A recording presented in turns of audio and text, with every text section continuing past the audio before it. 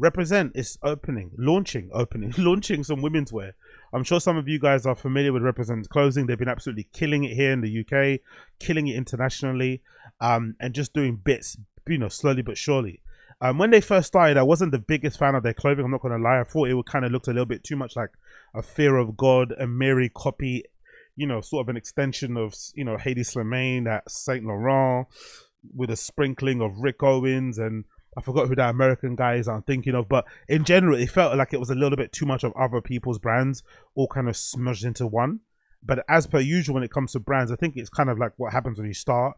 You start off maybe copying one person, and then through the process of copying 1, 2, 3, 4 brands, you maybe along the way found your own voice. And I feel like now, even without seeing the big R, the big kind of italic R that they have as a logo, I think you can instantly recognize a Represent piece of clothing from afar, more so than any other time now, because of how long they've been in the game, refining what they do.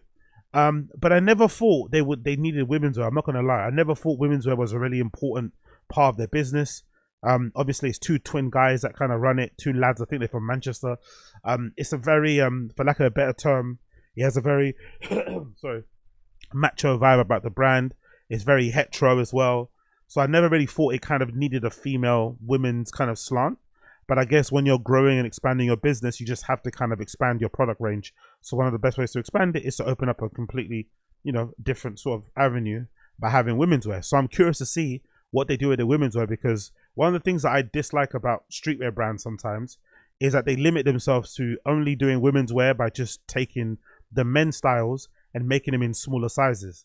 I would prefer to see an actual women's wear done properly, where it's a completely different sort of, silhouette, different pieces. And even if some men want to buy those pieces and wear them, fair enough. But I don't like let's just take the men pieces and make it smaller, which is why I usually prefer it when the women's wear is designed by a separate person. It doesn't have to be a woman, but a different person who has like a different vision for that sort of stuff. I can obviously design it within the codes. A good example will be Noah. Noah is run by obviously Brendan Babsian, and he does the menswear. And if I'm not mistaken, his wife is the one that does the women's wear. So you got like an alternative vision. Even with Kiko, Kiko Kostadinov, right? Kiko Kostadinov, whatever his fucking name is, right? He does the men's ready to wear, and then the two girls who I think are his friends, they run the women's wear stuff. So I like how that kind of gets split. So I'm wondering how the Represent boys are going to approach women's wear, because I'm curious to see if they have the chops to obviously design for men and women across, or if they're going to hire somebody separately to run the women's wear thing. So anyway, all that blabber to say, there's an article courtesy of Vogue Business that sort of touches on this, which I'm going to read now. The title is Represent is launching women's wear, here's why.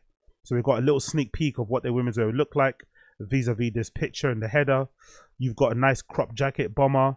The layering I don't really like, I'm not going to lie. I don't like the styling of the layering, but I like the jeans with the kitten heels. I'm not too mad at them. And I also like the chambray shirt, but I think the layering and the styling is a bit too much. You've got a crop jacket on top of a jeans shirt, a chambray, I guess you'd call them. You've also got a funnel neck zip up that's got 2 zips going to the bottom and the top. And then you've also got like a bra top the woman's wearing underneath. But I think there's a bit too much going on there in terms of styling. But let's continue. The article starts as follows. Manchester-born Represent, revered for its take on the contemporary streetwear and luxury craftsmanship, is now venturing into the uncharted territory, women's wear. Launching women's wear is something we've been toying with for 5 years, trying to determine the perfect moment, says co-founder George Heaton, speaking on Zoom from his LA home. The truth is, there's never been a perfect moment, but with the brand growing significantly over the past few years, the timing felt right. Represent's meteoric rise is hard to ignore. Last June, it was named the 68th fastest growing company in the UK by the Sunday Times, which is fucking crazy.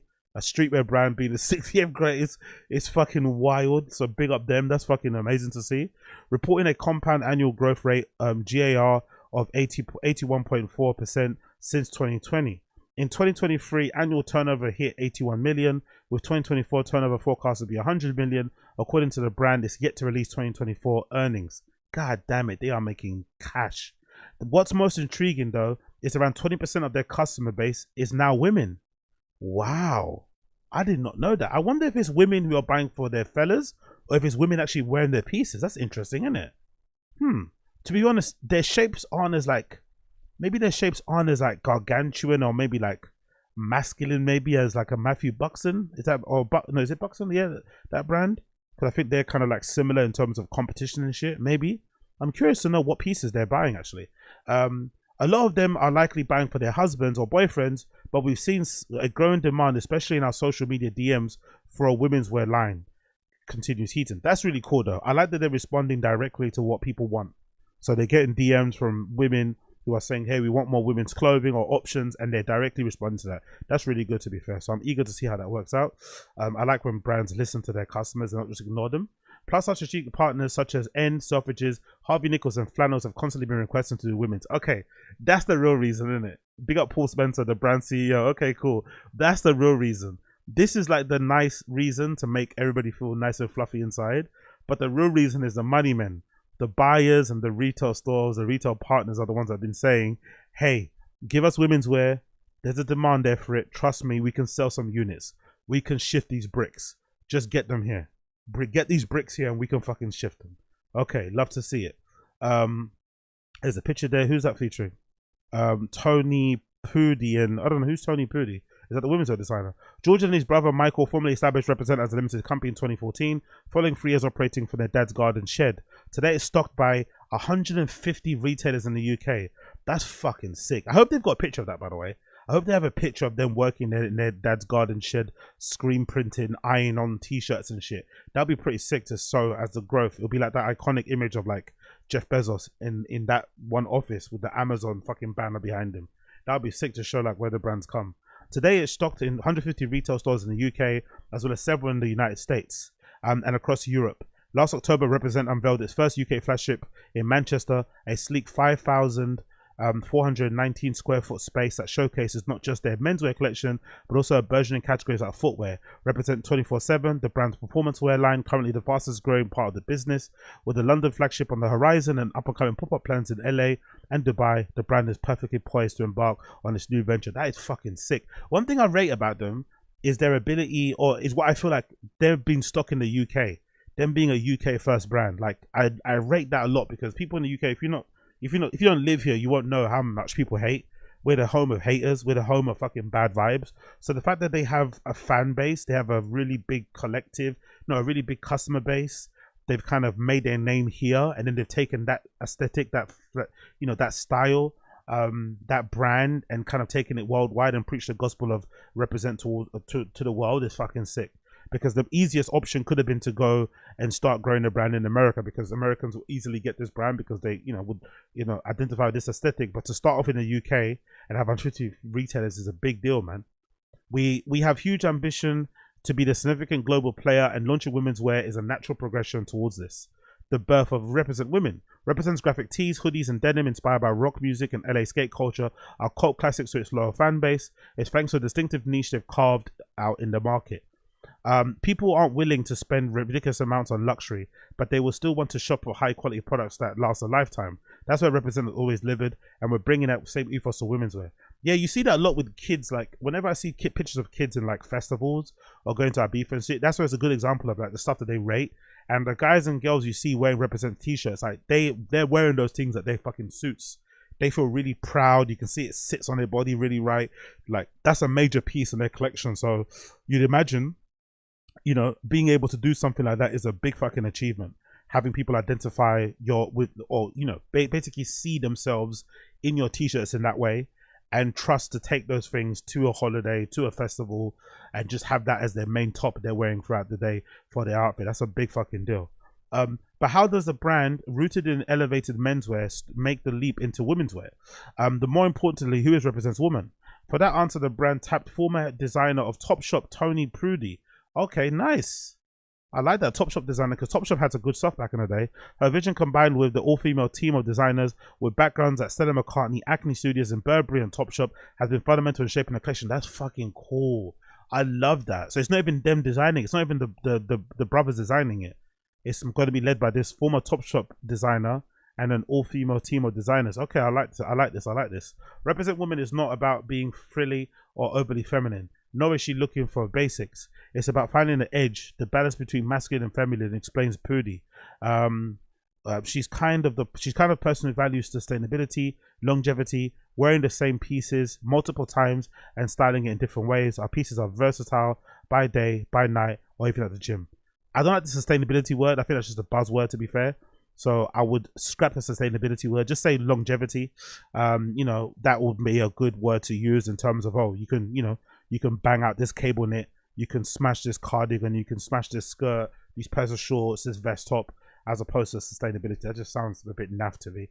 But hey, we continue. Resulting core pieces dubbed everyday icons include black leather bomber jackets, matching elasticated trousers, grey jersey dresses with ruched knot finishes, and asymmetrical skirt hem. The logoless dotted rhinestone ecru hoodies, which are designed to be a kind of clothing that keep people noticed. When you're out, they'll ask, where did you get that? Because it's got that something extra about it. Oh, I love that. Okay, cool. I like that. Like, again, that layering I don't like. There's too much layering going there for me. But in general, the pieces do look, quite good quality from this little picture that I have here.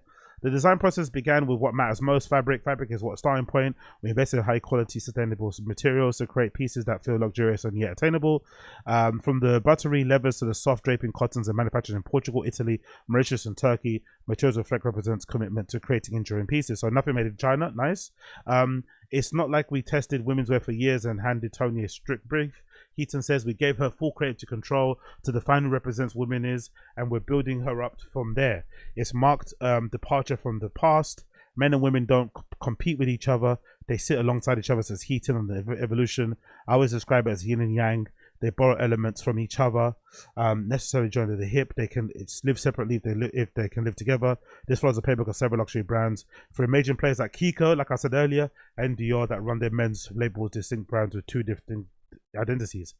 I like what they're saying here. The only thing I have issue with, why are the boys talking and why is this woman talking more? This is probably will be a good chance for her to really introduce herself and really start waxing lyrical about the process and what went into it. I feel like there's too much of the guys talking and not enough of the woman talking, or the people that are involved in actually creating it. That would have made more sense in it. But I guess it's a Vogue piece for the business. It's a big look, so they went to get their heads in there as well. I understand, but I think it would have been nicer to hear more from Tony in terms of what went into making this women's wear line or subdivision they're doing now. What world does represent women inhibit? If represent is an ecosystem, then George and Michael are the center of it, with a combined Instagram following of 360,000 built alongside their brand. The brothers have become a walking ambassadors for their own creations, exclusively representing every social media post. The aspirational yet grounded image, whether luxury vacations or boardrooms or leading fitness challenges, offers a lifestyle that embodies the brand's ethos. Yeah, that's a really good point, to be fair, that the writer kind of pointed, because I've seen this trend of these, like, for lack of a better term, these really fit, good-looking white guys have starting trends now. I don't know. There's one in New York, this guy that runs. These two brothers who do CrossFit and run a bunch. Obviously, the guys from Buxton do the same thing. There's like a trend of these type of lads that all starting brands. So it's like lads designing for lads, which I really love, right? But I feel like Represent do a good job of like being quite grounded. I feel like Buxton and the other ones are probably a little bit too rich. I feel like the Represent boys do a good job of like branding or showcasing their lifestyle without coming across as wankers, without coming across as like, oh, look at me, look at me, look at me. It kind of just feels natural. So it kind of feels like something, if you're into this sort of brand, you're into that sort of life, you're into that sort of ecosystem, you could aspire to be like those kind of guys, because they're doing stuff that you could probably do. They're at Runyon Canyon, they're competing in some fucking 10K, in some half marathon, they're going to this nice restaurant. It's not super, super heady. It's not super out of touch. It's within reach, but it's still aspirational enough for you to want to be associated with the brand and wear the brand and feel like you're part of the club. Do you know what I mean? I feel like they do a really good job of doing that. And I have to give them credit because they wear their own garms. I fucking detest. I know they keep calling them menswear, but I kind of see them more of a streetwear brand. But regardless, it doesn't matter. Menswear, streetwear, it's all in the same. I detest these brands, these new streetwear brand owners nowadays who like don't wear their own garms, who act like they're too good to wear their own garms, or whatever, or they're kind of over it, or have this kind of weird, apathy to their own brand. Be the ambassador for your own brand. You don't need influencers. You need yourself. Wear your own. No one wears your own clothes better than you do, because you're the ones that fucking make it. So I like that they wear their own garms. They wear their stuff. They're always dripped out in fucking Represent from head to toe, and they sell it really well. And then people want to obviously follow and buy that shit because they think they look cool. I love that about them, to be fair. While this alignment between personal branding and brand ethos has been the key to Represent's success thus far, it's something that Heaton Brothers won't be able to replicate as it's easily with women's wear. It's put a question mark over how to engage with influencers. Oh, that's a good point. And celebrity talent moving forward. We've never shot a campaign with a big face, and that's something we will consider for women's wear, says Heaton, who adds that they ultimately decided not to. We want to let the product speak for itself rather than face speak for the product, so we're going to take that strategy for the first year. He concedes that might change in spring, summer 2026. Yeah, I think they should avoid it. I think if anything, maybe they should seed somebody. Maybe they should find someone who maybe clicks with the brand, who looks good in their stuff, and get that person to wear their stuff exclusively for like 6 to 12 months. Or in the process of launching it, maybe find somebody who looks cool and then push that person to be the unofficial face of it. But I don't think they should have campaigns selling it that way. I think there should be someone that you would always kind of associate with a brand, who you might like as an influencer, and then people would follow that person for kind of updates on what's going on and shit, and they could act like an unofficial official ambassador sort of thing. I think that would probably work out better for what they do. From its early, like, you know, seeing fucking, I don't know, Bella Hadid wear the stuff wouldn't really sell it. I don't think it doesn't work that way. I think it needs to be a little bit more grounded, a little bit more real. From its earlier days, Represent has strived to be cultivating a loyal grassroots following, whether through social media and intimate pop-ups or the community-driven events like the run clubs. Tied to its Represent 24/7 line, the brand has consistently focused on connecting with its audience in a meaningful, tactile way. The same approach will guide the women's wear launch. We'll take the same strategy that worked for menswear, organic and authentic. A lot of women already engage Represent through pop-ups and run clubs and social media, so it's about expanding that and to speak to them directly. I like that. I like that. Speak to your customers, speak to what they want. If your girls like wearing fucking white socks over their leggings, drinking matcha, you know, doing fucking hot girl workouts, going on fucking walks, you know, whatever, reading, taking notes, making mood boards, talk to those girls instead of trying to create something, some other, you know, avatar who your girl is. Key partnership events including Selfridges pop-up on the 10th of February, and an LA activation will serve as a launch pad for the up-and-coming line. These events will give us a clearer picture of who Represent Women is and how she interacts with the collection. This is all about learning as we go. We're not coming in with preconceptions. We're letting the product and the consumers guide us. For their Selfridges activation, the women's collection will take over the key spot at the third floor of the London store, with the shop-in-shop space showcasing the collection of its core sweats and tees, as well as the outwear and versatile separates. Seeing British brands like Represent build from the ground up and then be able to work with them on scale, the business exciting and real priority for Selfridges. Yeah, I bet it is, motherfucker. Women's wear is the right next step. Represent has a hyper engaged community and offer response to what our customer wants to see. Yeah, I bet that Selfridges up north, they must fucking sell a lot of fucking Represent over there. As for the next expected accessories, perfume in the near future, nice. The 24/7 women's line set to launch soon. There's huge potential for footwear and bags. We're just getting started. We're in this for the long game. We're focusing on slow, steady growth with sustainability and longevity in the forefront. We're not here for churn out trends or burn through pieces that stand the test of time. We represent to be a legacy brand, one that outlives the founders. Oh, I love that. Women's wear is the next chapter to that legacy. This is famous last words though, because I've got a feeling they're making so much money, someone's gonna come at them with an offer they can't turn down. I feel like this is famous last words. I feel like we're gonna hear soon that they've been bought out by fucking LVMH. Do you know what I mean? Like, which is obviously still good because legacy continues and outlives you. But these are famous last words because they are making money. So let's see. But really good so far. Can't to see what the women's wear ends up looking like when it does eventually launch. So big up Represent. Big up Blood Clot Represent.